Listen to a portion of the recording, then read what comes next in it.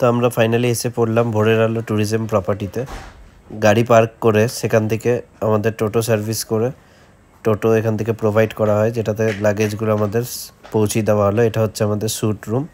Sweet রুমে ঢুকেই ঠিক এরকম বাঁদিকে সুইচ বোর্ড রয়েছে, বিভিন্ন অ্যান্টিক লাইটসগুলো রয়েছে, তার সাথে দুটো স্ট্যান্ডিং ফ্যান দেওয়া রয়েছে।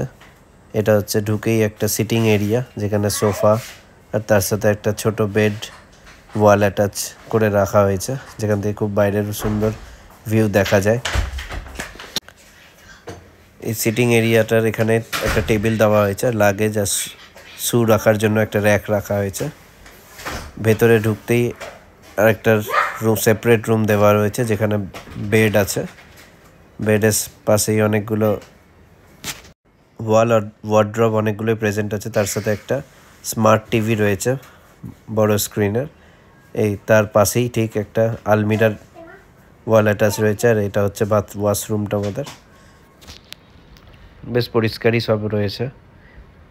বেরিয়েই এই বাঁদিকে আবার একটা ব্যালকনি রয়েছে।